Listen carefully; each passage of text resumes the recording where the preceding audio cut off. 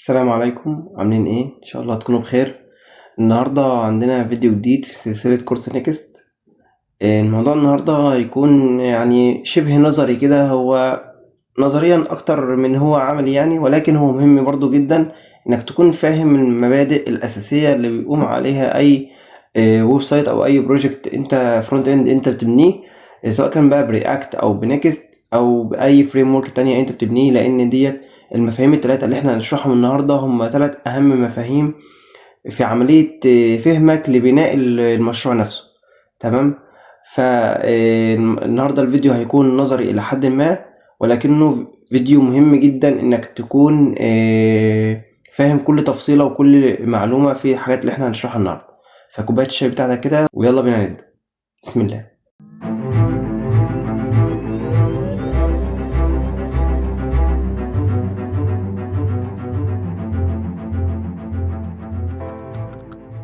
طيب احنا عندنا 3 مفاهيم أساسية بيقوم عليهم أي فكرة بناء مشروع احنا بنعمله. ايه هما؟ احنا عندنا ال CSR، عندنا ال SSG، وعندنا ال SSR. تمام. خلينا ناخد ال SSG وال SSR ونحطهم في قوس لوحدهم كده لأنهم يعني مجموعة لوحدهم. تمام. عندنا بقى ال CSR لوحدها. طيب ايه هي الاختصارات دي أصلا؟ مبدئيا ال CSR هي Client Side Rendering. تمام. واحنا تقريبا اصلا شرحنا الحاجات ديت برضو في اول فيديو خالص، او يعني مش طبعا ما شرحناش بالتفصيل، ولكن احنا خدنا المفاهيم ديت في الاول كده بشكل مبسط، يعني بشكل بسيط خالص. تمام. ولكن الفيديو ده احنا هنشرحها بالتفصيل اكتر. فاحنا قلنا عندنا ان سي اس ار اللي هي كلاينت سايد ريندرنج بيقابلها بقى مفهومين تانيين، احنا قلنا ان هم يعني هم اقرب لبعض شويه ولكن مختلفين طبعا.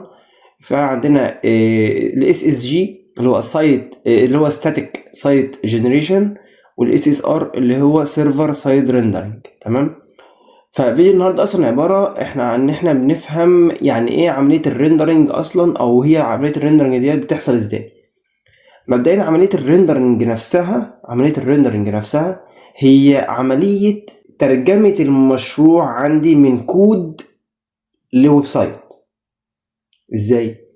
هو انا اصلا عندي الويب سايت ده هو عباره عن ايه؟ عباره عن ملف HTML، اللي هو الويب سايت اللي انا عملته ده هو عباره عن ملف HTML فايل اترجم بقى الملف دوت. والله انا بنيت المشروع بنيكست، بنيته برياكت، بنيته بفيو، بنيته باي حاجه، هو في الاول وفي الاخر بيترجم لي الملف HTML فايل، بيروح يتحول ليه ويب سايت عندي وبيظهر عندي على على الانترنت. تمام.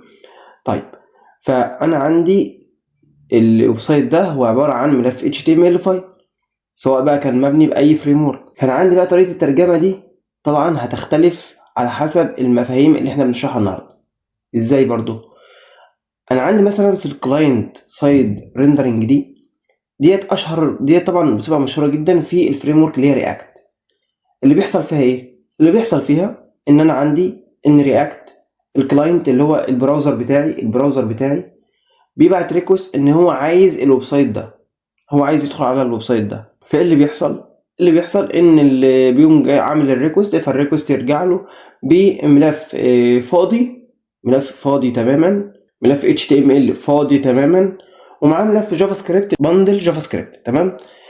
اللي بيحصل بقى ساعتها ان خلاص الملفين دول بيتبعتوا للكلاينت، والكلاينت يبدا يبني البروجكت عنده او يبني الويب سايت عنده، ان هو يبدا يحول او يترجم الملف الجافا سكريبت دوت، يبدا يحوله للويب سايت بتاعي على الملف ال HTML الفاضي. تمام. طبعا ده له عيوبه ان هو هيكون بطيء جدا. تمام. فخلينا كده برضو بالسلايدات كده واحنا ماشيين واحنا هنشرح واحده واحده. احنا هنشرح واحده واحده وبعد كده نبدا برضو ندخل، لان انا سبقت الاحداث شويه. فخلينا الاول من اول سلايد كده احنا بنبدا نفهم الاول ايه هي عمليه الاستراتيجيه، او ايه هي الاستراتيجيه بتاعه الريندرنج عامه. السرعه بتاعه التحميل بتاعه الصفحه ديت اهم طبعا، ديت من اهم الحاجات اللي احنا بنشتغل عليها لما بنيجي نعمل ريندرنج، او نيجي نختار المفهوم اللي احنا نبني عليه عمليه الريندرنج. احنا عايزين الريندر يكون سريع، فهنختار السي اس ار، هنختار الاس اس جي، هنختار الاس اس ار، كل واحده ولها مكانها. فانا عندي استراتيجيات، بناء على الاستراتيجيه ديت انا بختار بناء على الاهميه اللي انا عايزها انا بختار الاستراتيجيه. فانا عايز مثلا البيج سبيد، هو هنا بيقول لك عمليه الريندرنج بتحدد لي هاو فاست ذا بيج شوز، السرعه اللي هتوضح لي او السرعه اللي الصفحه هتحملها عندي. الاس اي او، طبعا اليوزر اكسبيرينس. وطبعا عندنا ان النكست جي اس معروف ان هي بتوفر لي اصلا، لان هي احدث الطرق المستخدمه واحدث الفريم ورك اللي ظاهره، فهي اوريدي اصلا فاهمه كل عمليه الاس سي اس ار وفاهمه من الاس اس جي والاس اس ار، وبناء عليها هي بتختار الانسب ليها وبتشتغل.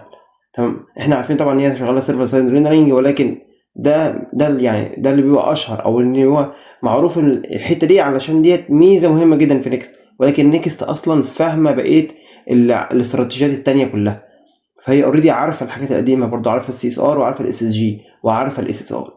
تمام. فمش معنى ان نيكست ان هي عشان مشهوره بالسيرفر سايد ريندرنج او الاس اس ار فان هي مش عارفه الباقي، لا هي عارفه الباقي، وبالعكس ده هي كمان بتختار الحاجه اللي تختار فيها الاس اس جي، او تختار كمان لا الحاجه ديت اس اس ار فانا اعمل فيها اس اس ار كده. فنيكست فاهمه وذكيه جدا في الحته دي. خلينا ندخل بقى على اول واحد معانا وهو الكلاينت سايد ريندرنج، وده طبعا انا سبقت فيه الاحداث شويه في الاول، ولكن خلينا نعيد سريعا عليه. احنا قلنا في الكلاينت سايد ريندرنج دوت مميز في رياكت، معروف اكتر في رياكت. اللي بيحصل فيه ان انا عندي ان الريكوست بتبعت فبيرجع لي ملف HTML فاضي، وبيرجع لي معاه بندل جي اس اللي هو جافا سكريبت. بيبدا بعد كده الكلاينت دوت هو اللي يترجم لي ملف الجافا سكريبت اللي وصل لي، ويبدا يحوله لي لملف HTML عندي في الكلاينت، وده طبعا بيكون بطيء. تمام. حتى لو جينا هنا نقرا كمان ال HTML تشيل ديت، ما هو بيقول لك هنا بيرندر ان empty structure to start loading. انا عندي اصلا ملف فاضي، هو ملف فاضي، ولكن انا ببدا ارندره من ملف الجافا سكريبت اللي اتبعت مع الفايل. تمام. عندي برضو رياكت هايدريشن، بيقول لك هو بيحول ملف الجي اس فايل تو فولي انتراكتيف يو اي، بعد كده يبدا يحول لي بقى الجي اس. هو الثلاث حاجات مبنيين على حته تحويل ملف الجي اس او الجافا سكريبت الى ملف HTML اللي هو في الاول وفي الاخر هيبني لي الويب سايت بتاعي. هنا بقى بيقول لك الانيشال لود اللي هو اول لود هيحصل او اول تحميل هيحصل للبروجكت. بمخيلتك كده هيكون بطيء ولا هيكون سريع؟ طبعا بطيء، لان انا اصلا جاي لي ملف فاضي، فانا اوريدي هرندر كل البروجكت. فول بروجكت هيترندر كله في وقت واحد في ملف فاضي، هو اصلا جاي لي فاضي، فانا هروح اعمل فول ريندرنج للفول ويب سايت عندي من ملف الجافا سكريبت لملف HTML فاضي تماما، فطبيعي هيكون بطيء جدا. تمام. وديت كانت السي اس ار، او ديت كانت الحاجات الاشهر موجوده في رياكت. هنبدا بقى ندخل على الحاجه الاحدث منها، الاس اس جي او الستاتيك سايد جنريشن.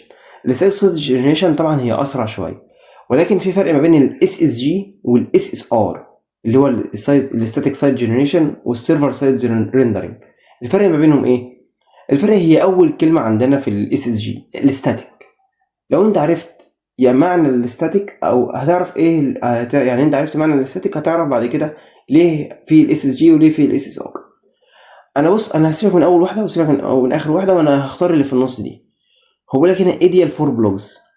البلوجز اللي هي ايه؟ يعني من اخر البيانات الثابته، البيانات اللي ما بتتغيرش، البيانات اللي مش كل ثانيه او كل 2 بتتغير عندي بيحصل فيها ابديت. انا عندي حاجات ثابته فهي ستاتيك، فانا بختار ساعتها الاستراتيجي اللي هي الاس اس جي عشان ابدا اهندل بيها او ابدا اعرض بيها الويب سايت، او اللي اترجم بيها الكود اللي هيظهر لي عندي في الويب سايت. ليه؟ لان انا شايف ان الداتا ديت هي داتا ما بتتغيرش، فانا هختار فيها الاس اس جي، وده طبعا بيكون مناسب ليها جدا لان هي ما بتتغيرش، فانا عايزها ستاتيك سايت جنريشن.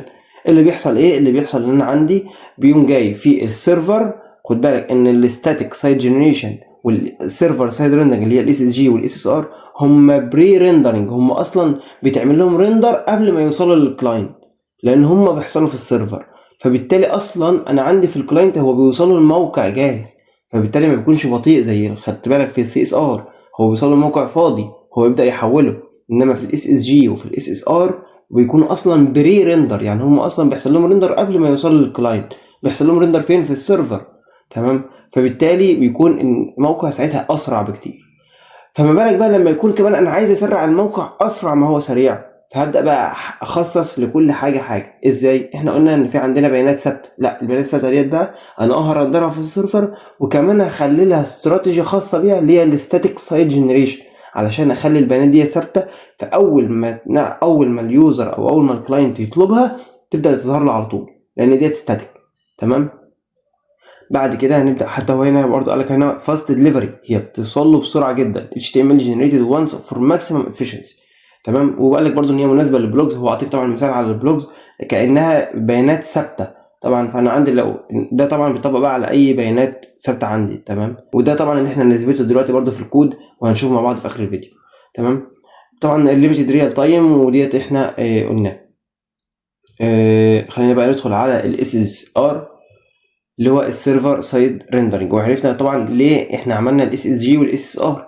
وهنا حتى اول حاجه هتقابلك هنا في الميزه او في حاجات اللي بتميز الاس اس ار عن اللي قبلها ان هي دايناميك.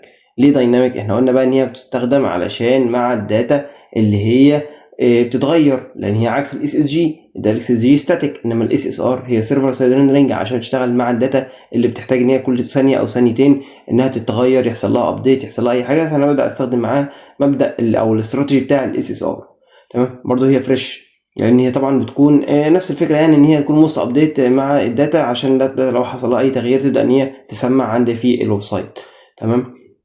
هي ابطا ليه بقى؟ هي مش ابطا، هي مش بطيئه جدا، ولكن هي ابطا من الاس اس جي بس. خد بالك، هي مقارنه بالاس اس جي بس هي بطيئه. ليه؟ لان انا عندي الحاجه دي دايناميك، فبالتالي هو اليوزر يعني السيرفر مش هيكون عارف اليوزر هو عايز ايه، لان هي الداتا لما تكون ستاتيك فانا اوريدي هو اول ما يطلب الصفحه دي انا هعرضها له على طول، لان انا معلش على الداتا دي، هي الداتا دي هي عندي مش هتتغير، اول ما يطلبها انا هبعتها له على طول. تمام. ده طبعا انا بتكلم هنا في الاس اس جي. انما بقى في الاس اس ار انا مش عارف هو يطلب ايه، لان هي داتا دايناميك، انا ما اعرفش هو يطلب ايه بالظبط. هو انا عارف ان هو يطلب مثلا بوست، ولكن انا مش عارف هو يطلب انهي بوست، لان البوست دوت عندي ممكن يبقى الاي دي بتاع واحد، ممكن يبقى الاي دي بتاع اتنين، ممكن يبقى الاي دي بتاع تلاته، فانا مش عارف بالظبط هو يطلب انهي بوست. فبالتالي العمليه دي بتكون دايناميك، بتكون متغيره، فانا مش عارف بالظبط هو هيطلب ايه تحديدا. فهي مقارنه بالاس اس جي هي ابطا، ولكن كاستراتيجيه عامه في عمليه الريندرنج هي طبعا سريعه، لان هي بترندر في السيرفر قبل ما توصل للكلاينت اصلا. تمام. ودي طبعا كان المفهوم الثالث بتاعنا. طبعا ده بقى بيقول لك ايه، مقارنه سريعه بس كده ما بين السي اس ار اللي هو طبعا جي اس اي في هيفي فور دايناميك كونتنت، هو بيكون طبعا تقيل عن دايناميك كونتنت، عشان كده هو بيتعمل عندنا في رياكت سي اس ار. تمام. وبعد كده عندنا الاس اس جي بيكون فاصص اهو بري ريندرنج بيج. تمام. لان طبعا هو بيرندر في السيرفر. وطبعا الاس اس ار والاس اس جي احنا عرفنا ان الفرق ما بينهم ان الاس اس جي بيكون ستاتيك، انما الاس اس ار بيكون بيشتغل مع الدايناميك كونتنت اللي فيه داتا بتتغير. تمام. طبعا هنا بقى بيقول لك ان انت لازم تختار الاستراتيجي المناسبه للبروجكت بتاعك او للطريقه اللي انت بتبني بيها البروجكت بتاعك. تمام. وده طبعا كان الجزء النظري عندنا في الكود في الموضوع بتاعنا. خلينا بقى ندخل على الحته اللي تثبت لنا بقى الكلام بتاعنا ده في نيكست. تعال نشوف الحته دي سوا. طيب هنا بقى رجعنا للبروجكت بتاعنا اللي احنا شغالين عليه عادي جدا.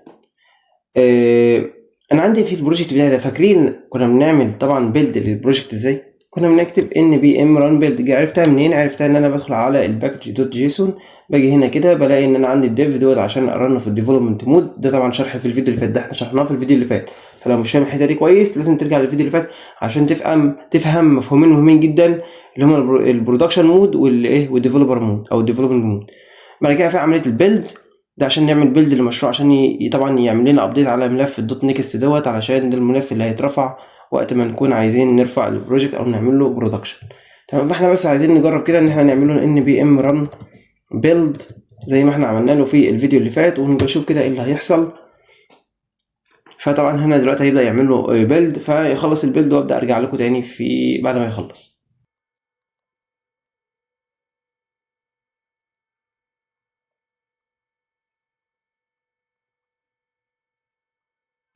تمام. هو كده بالنسبه لي هو خلص عمليه البيلد. فانا طبعا هرجع بس ايه اوريكم ايه اللي حصل دلوقتي في عمليه البيلد. اللي حصل دلوقتي في عمليه البيلد ان هو خلاص بدا يشتغل هنا على عمليه البيلدنج، ولكن انا عايز بس اركز على نقطه مهمه. شايفين الحته دي كده؟ دي مرحله من ضمن المراحل اللي حصلت في عمليه البيلد. قال لك collecting page data، سوري مش دي، generating static pages. دي النقطه اللي انا قصدي عليها، generating static pages. يعني ايه اهي؟ يعني هو كده فعلا النكست فهمت ان انا عندي اصلا في static pages، فانا عندي هنا الداتا ديت ابدا ان انا اشتغل عليها، او البيجز ديت ابدا ان انا اشتغل عليها اس اس جي اللي هي static site generation. تمام. فهو هنا دلوقتي فهم. طيب انا عايز افهم اكتر. حاضر هقول لك. ده الاب بتاعي اهو، انا عندي ديت خلاص، ده الروت اهوت. قال لك ده يا باشا خد بالك بقى، هنا نرجع ننزل تحت تحت تحت. قال لك هنا في عندي ايه؟ الدايره دي. تمام. هي عباره عن static، بتعبر لي عن الستاتيك. الاف ده بيعبر لي عن الدايناميك. فلما يروح هنا كده هتلاقي ان الدايره ديت طبعا دي بيج ستاتيك، النوت فاوند دي بيج ستاتيك، كذلك الاباوت، كذلك الكونتاكت، كذلك اللوجين. لما تدخل بقى على البوستس وتدخل على البوستس اي دي، لا دول يا باشا دايناميك. ليه؟ لان انا طبعا هنا هبدا اشتغل عليهم كدايناميك داتا، لان هو هنا بيقول لك سيرفر ريندرنج اون ديموند، ديت بترندر عند الطلب لما ابدا اطلبها، لان انا مش عارف اصلا اليوزر هيكون عايز ايه فيه. انا مش عارف اليوزر هيكون عايز ايه. انما ديت داتا بالنسبه لي دي ستاتيك، لان طبعا النوت فاوند هي داتا ثابته. هو والله هو دخل على صفحه ما لقاهاش هي نوت فاوند، فيبدا يظهر له صفحه النوت فاوند. انا مش هغير، ما عنديش فيها داتا تتغير. صفحه الابوات انا ما عنديش فيها داتا تتغير. انما صفحه البوستس اي دي مثلا، لا انا عندي الاي دي ده هيتغير، وبناء عليه انا مش عارف اصلا اليوزر هيكون عايز البوست رقم الاي دي رقم 1، الاي دي رقم 2، الاي دي رقم 3، لا انا الداتا عندي دي دايناميك. فانا لازم احولها لمبدا الاس اس ار اللي هي السيرفر سايد ريندرنج، علشان انا مش عارف الداتا ديت هتكون مطلوبه ازاي او اليوزر هيكون عايز ايه بالظبط. فبالتالي انا هبدا ان انا احولها هنا لدايناميك، تمام، او ابدا افهمها على انها دايناميك. انما الاستاتيك لا، الاستاتيك ديت هي داتا ثابته عندي، فانا بعرضها على انها داتا ثابته. عايز اثبت كلامي اكتر من كده، بس كده انا هبدا بقى ادخل على ملف النكست وابدا اشوف الداتا فعلا اللي انت او البروجكت دوت انت عملت له بيلد. فانا عايز اشوف انت عملت له بيلد دوت فهمته ازاي. هدخل مثلا على السيرفر هنا كده، اجي ادخل على الاب، اجي ابص الاقي عندي هنا عمل لي النوت فاوند فين اهي. نوت فاوند عملها لي خلاص جاهزه، هي ملف جاهز HTML جاهز. هفتحه دلوقتي اهو واوريه لكم. هو خلاص هنا ملف جاهز ومترندر وموجود عندي وكامل، وصفحه النوت فاوند اصلا مش محتاجه بعد كده ان هو يتعمل لها ريندرنج عند الطلب ولا حاجه، لا هي جاهزه عندي لان ديت ثابته اصلا، تمام. دي داتا ثابته فهي ستاتيك، فاوريدي هو عمل لها هنا الفايل بتاعها. انما تيجي تدور بقى على البوستس اي دي مثلا اللي هي زي اللي تحت دي، اللي هي ثانيه واحده، يعني هنا حتى البوستس اهي اي دي، تمام، دي دايناميك صح. تيجي تدور عليها هنا عمرك طبعا ما هتلاقيها، مش هتلاقيها هنا ابدا. مش هتلاقي لها صفحه HTML زي صفحه الاباوت ولا الكونتاكت ولا الاندكس ولا اللوجن ولا الريجستر ولا اي صفحه ستاتيك ابدا هتلاقيها هنا، ولا اي صفحه ستاتيك ولا اي صفحه دايناميك هتلاقيها هنا. لان طبعا الدايناميك هو دايناميك مش بيترندر الا عند الطلب، سيرفر ريندرنج اون ديموند. هو حتى كاتبها لك هنا اهو عند الطلب بس، ان ديت دايناميك، تمام. وده طبعا كان المفهوم او اثبات على المفاهيم اللي احنا او الثلاث مفاهيم اللي احنا شرحناهم النهارده، اللي هم الكلاينت سايد ريندرنج، واللي طبعا دي كانت حاجه لوحدها، تمام. واشهر طبعا في رياكت. وبعد كده عندنا في الاس اس جي اللي هو ستاتيك سايد جنريشن، والاس اس ار اللي هو سيرفر سايد ريندرنج. وفهمنا ايه على كتب نيكست وازاي نيكست بتفهمهم، واثبتنا على ده واثبتنا كلامنا على ده بان احنا جينا هنا عملنا بيلد، وجينا برضو بصينا على ملف النيكست ما لقيناش ان اي فايل دايناميك او اي بيج دايناميك اتعمل لها ريندر، لا هو عمل ريندر بس للحته بتاعه الستاتيك بيجز، تمام. بس ده كان مفهوم، ده كان شرح فيديو النهارده. هو فيديو نظري اكتر ولكنه مهم جدا جدا جدا تكون فاهم الثلاث مفاهيم ديت، لان اكيد 100% هيسالك عليهم في الانترفيو. ده اسئله معروفه جدا ان هي بتسال في الانترفيو. اي انترفيو انت تدخلها هتسال ايه الفرق ما بين السي اس ار، الاس اس جي، الاس اس ار. ده سؤال ثابت في اي انترفيو، تمام. بس ده كان فيديو النهارده. انا وليد واشوفكم في فيديو جديد في كورس نيكست. لو في اي نقطه مش مفهومه فقناه التليجرام موجوده عندكم في الديسكريبشن بتاع الفيديو، تقدروا تتواصلوا معايا هناك وانا تحت امركم في اي وقت. بس كده، ده كان فيديو النهارده. سلام.